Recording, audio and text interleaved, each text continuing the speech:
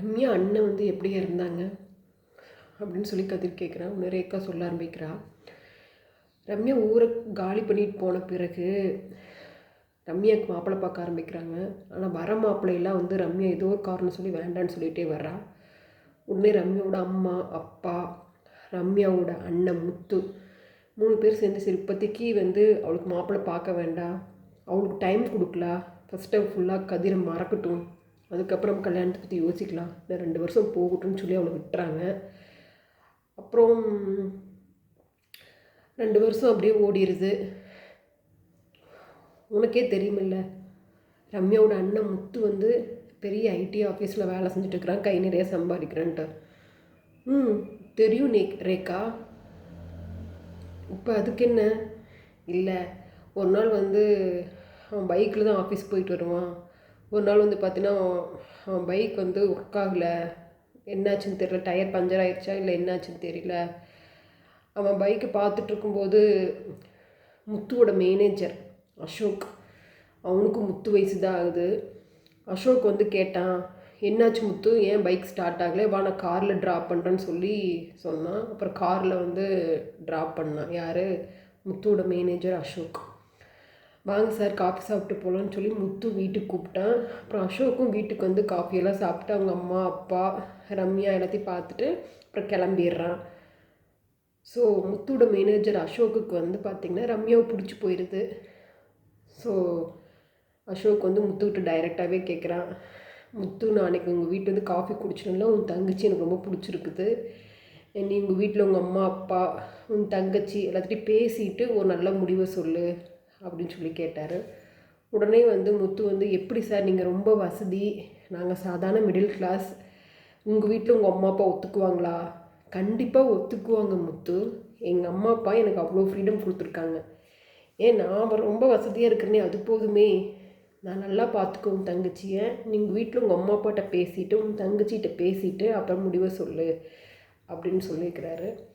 முத்துக்கு அவ்வளோ சந்தோஷம். வீட்டில் வந்து அம்மா ரம்யாவுக்கு இந்த மாதிரி பையன் எங்கேயுமே கிடைக்காது, எங்கள் மேனேஜர் ரொம்ப தங்கமான பையன், எல்லாத்துலேயும் டீசெண்டாக பழகுவார், எங்கள் மேனேஜர் கிடைக்கிறதுக்குலாம் ரம்யா கொடுத்து வச்சுருக்கணும், என் வயசு தான் ஆகுது, அன்றைக்கி வந்துட்டு போனாரே அவராக மேனேஜர் அப்படின்னு சொல்லி முத்துவோட அம்மா கேட்குறாங்க. ஆமாங்கம்மா, அந்த பையன் அழகாத்தான் இருந்துச்சு, நல்லா வளர்த்தியா, வாட்ட சாட்டமாக, நம்ம ரம்யாவுக்கு பொருத்தமான பையன்.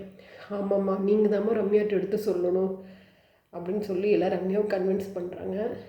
புதன்கிழமைக்கு நல்ல நாள், நான் அசோக் அவங்க அம்மா அப்பாவை, அதாவது மேனேஜர் அவங்க அம்மா அப்பாவை பொண்ணு பார்க்க வர சொல்கிறேன் அப்படின்னு சொல்லி முடிவெடுக்கிறாங்க. புதன்கிழமை அன்னைக்கு முத்துவோட மேனேஜர் அசோக், அசோக்கோட அம்மா அப்பா 3 பேர் காரில் வர்றாங்க. தட்டு நிறைய பழ வகைகள் கொண்டு வந்து, அது மட்டும் இல்லாமல் ரம்யாவுக்கு புடவை எல்லாம் எடுத்துகிட்டு வராங்க. அப்புறம் எல்லாம் உட்காந்து பேசுகிறாங்க. அசோக் அவ்வளோ சந்தோஷம், ஏன்னா ரம்யாவை ரொம்ப பிடிச்சி போச்சு அசோக்கு. அப்புறம் எல்லாம் பேசி முடிவெடுக்கிற சமயத்தில் ரம்யா வந்து நான் மாப்பிள்ளைகிட்ட தனியாக பேசணும் அப்படின்னு சொல்கிறா. கதிர் கோவம் வந்துடுது, எதுக்கு பெரியவங்களாம் பேசிகிட்டு இருக்கும்போது குறுக்கில் பேசுகிற. அசோக் வந்து இல்லை முத்து, பேசுகிறது ஒன்றும் தப்பு இல்லை, நான் பேசுகிறேன் உன் தங்கச்சிட்ட அப்படின்னு சொல்கிறாங்க. அசோக்கோட அம்மா அப்பா மாமா இந்த காலத்தில் பொண்ணு மாப்பிள்ளையும் தனியாக பேசுகிற ஒன்றும் தப்பு இல்லையே, நீங்கள் போய் இப்போ பேசிட்டு வாங்கன்னு சொல்கிறாங்க. அப்போ ரம்யாவும் அசோக்கும் பேசிக்கிறாங்க.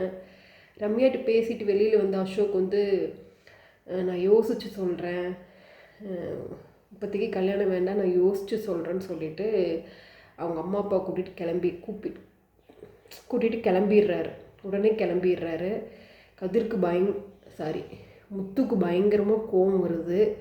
ரம்யா, ஃபஸ்ட்டு எங்கள் மேனேஜர் வந்து சந்தோஷமாக வந்தார் உன்னை பொண்ணு பார்க்கறக்கு, எல்லோரும் சந்தோஷமாக தான் இருந்தோம், ஆனால் உங்ககிட்ட தனியாக பேசிட்டு வந்த பிறகு எங்கள் மேனேஜர் அசோக்கோட மூஞ்சியே மாறிப்போச்சு.